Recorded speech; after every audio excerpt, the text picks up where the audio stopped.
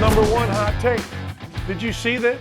Frank Gore against Deron Williams. Frank Gore is a great dude. Not a good dude, a great dude. Frank Gore at the Colts training camp and I sat and talked for hours. We had a great time after practice one day. Loved the guy. He was just hanging out, wanted someone to talk to. I was doing my show from there. He just came and sat across from me and we hung. Frank Gore and Deron Williams. Deron Williams, you know, 3-time NBA All-Star. They're going to fight. Now, you're going to say this is crap. It's going to be a 4-round fight. But I'm going to tell you, athletes boxing is the next big thing. It is.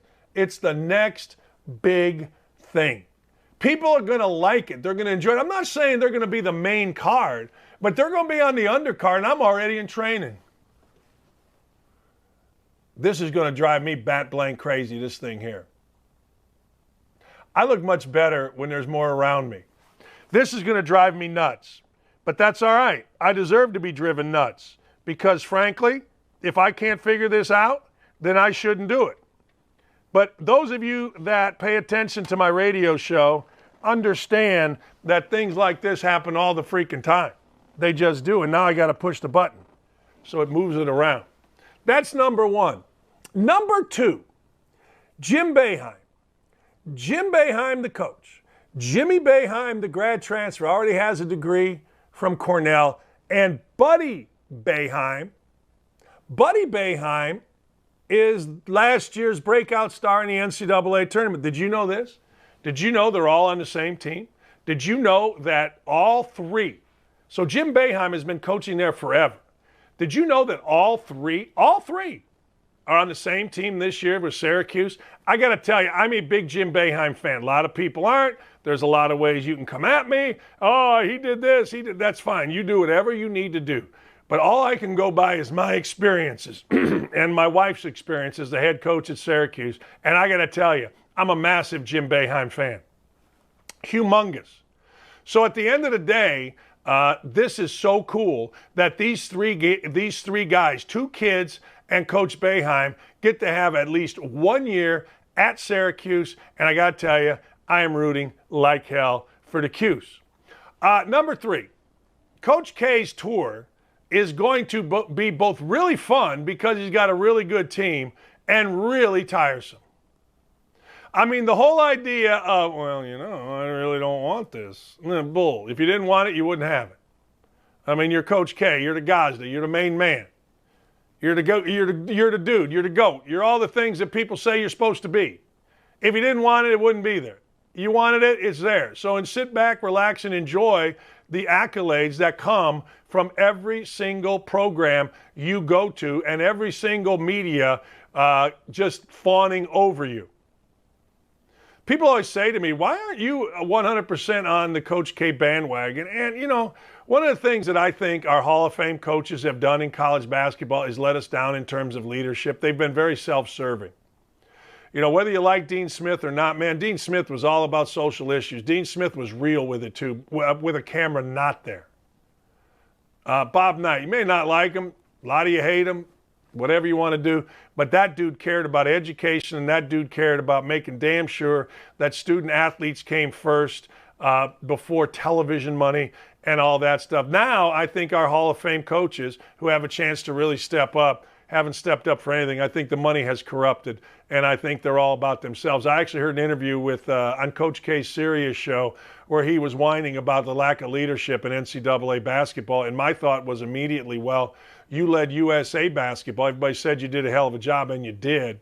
Why aren't we doing the same thing with college basketball? I think there's a lot of chicken blank in college basketball, and I think, and that's my biggest problem. I don't think our Hall of Fame coaches lead at all. I think they're self-serving. Number 2, I love me some Maction. Do you know what Maction is? Maction is the MAC, the Mid-American Conference, based basically right around here. Basically, it's viewed in the Midwest. Last night in Maction, you always bet the overs in Maction. Last night, everybody just scores points. Over-unders of 62, you always take the over. I hit 2 out of the 3. The last one, it's close. I think I lost by a field goal. But Maction, there's nobody in the stands. And when I say nobody, Tonight, watch the game. Nobody. The places where they play are cold. The players are playing hard as hell. On the sideline, man, coaches are into it. It's great. I love it. And basketball last night in action, hey, I talked about Ohio State. Ohio State down 1, 3 seconds to go against a really good John Gross coached Akron team. And Stan Heath, who's now the head coach at Eastern Michigan, went into Indiana, got hot at the end, had a 2-point game, had a chance to win the game in Mike Woodson's debut. Here's to you, Maction. I coached in it for 10 years and absolutely loved it. Great people, great places, fun environments. But I'm telling you last night, man, there wasn't anybody in that football field. It's funny, Urban Meyer, he was a football coach. I talk about this all the time. I was a basketball coach at Bowling Green. And here's what happened.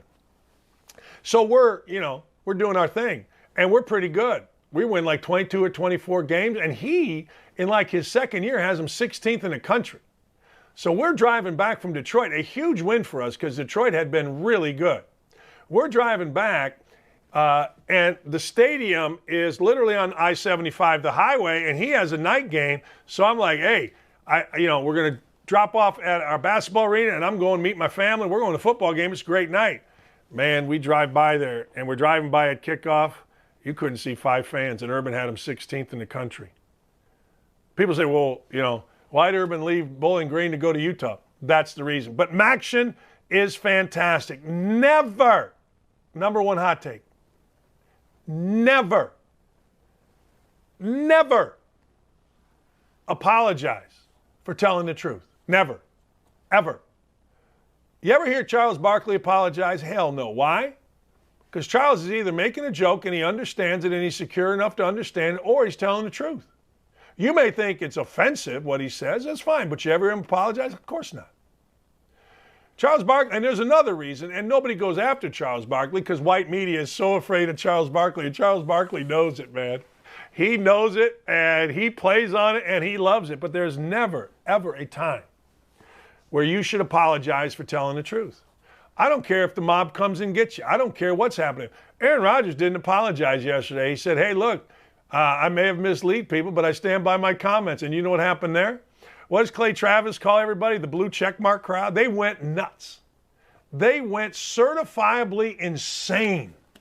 Oh, that's the best apology he could do. He stinks. He's horrible. No. You don't give in to these idiots. You never give in to these idiots. I had a hassle, and it's ultimately why I am out at ESPN, because I wouldn't go in a pool with a professor who wanted to, quote, go at it in a pool. She wanted to teach me a lesson about swimming or whatever. I don't care what the deal was. As a married man, I'm not going in a pool. You can read into it all you want. And I've said this before, my friend Urban, look, as a married man, you push everything away. Every person, every perceived hit on, anything away. I don't care what, Jimmy over there or Sally over there thinks. I don't care what David Schiffman, I don't care what Stephanie Drewley thought. And they all got mad at me. Well, you sexualize it. No. As a married man, if it is a perceived come on, you just eliminate it. Goodbye. It's like when I coached college basketball and someone would walk into our arena when I was practicing, and we had signs that said, practice is closed, because I wanted it to be like a classroom. Somebody walk in, I would just simply say, hey, please leave. Very simple, very direct. Adios. So anyway, my deal with they wanted me to apologize. I go, who am I apologizing to? Didn't say the person's name. Who am I apologizing to? Well, I don't know. That's what you always got to think. Who are you apologizing to? People want Aaron Rodgers to apologize. Let me ask you a question. Who's he apologizing to? Who's he apologizing to? The fans? For what? Because 99.9 of real people, not the crazy people that work in TV news or write or have a political agenda, or are Bears fans that don't like Aaron Rodgers, 99% of real people are like, well, what the hell did he do wrong? I'm telling you. Now, people that think the other way, God bless you, but who's he apologizing? Never, ever, under any circumstance. You going to apologize to the media? Do you know how many articles about Aaron Rodgers before this have been written? And I guarantee you, maybe a tenth are accurate. When you look at, and this is what really happens, when you are a coach or you are a player, and you look out or you do an interview with the media, you immediately know, everyone does, that somehow, some way this is going to get screwed up. Guarantee it. Every single, I don't care how nice they are to the media. I don't care. What smart people are starting to do is bring their own tape recorder and put it down there when they do an interview. So is he supposed to apologize to who? The NFL? Screw that. Fans don't care. I mean, I get it. Blue check mark does, and we're all woke, and we got, oh my God. Who's he apologizing? That's the thing that I always wonder, like, who is he apologizing to? Who do you want him to apologize to? I'm going to look on our YouTube chat here. We're on YouTube. We don't have nearly as many viewers as we should. But I'm looking here, and I don't know. Sean Black says if he lied to the media, who cares? I'm with you on it. I mean, who really cares?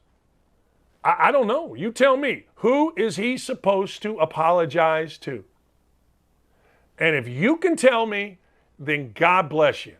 Because I don't have an answer for that. I really don't.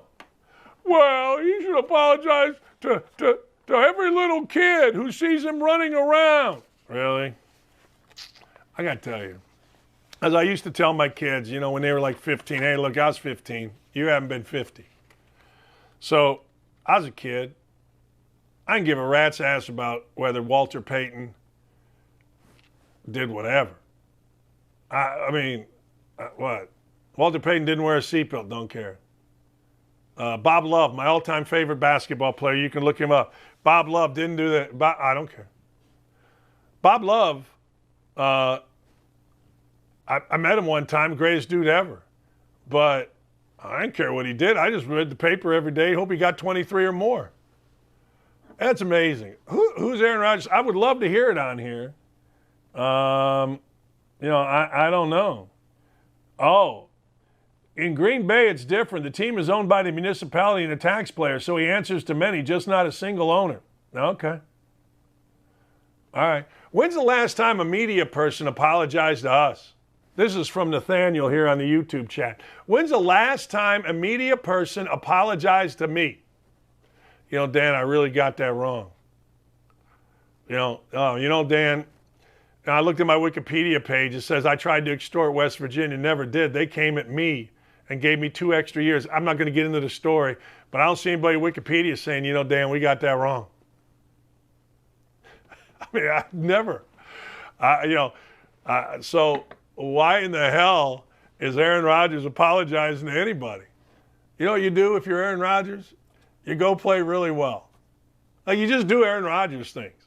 You just go out, I don't know, throw 4 touchdowns, lead a game-winning drive, and away you go. I don't know what else to tell you. He must apologize. I got 2 words for you that are some of my favorite words. My ass.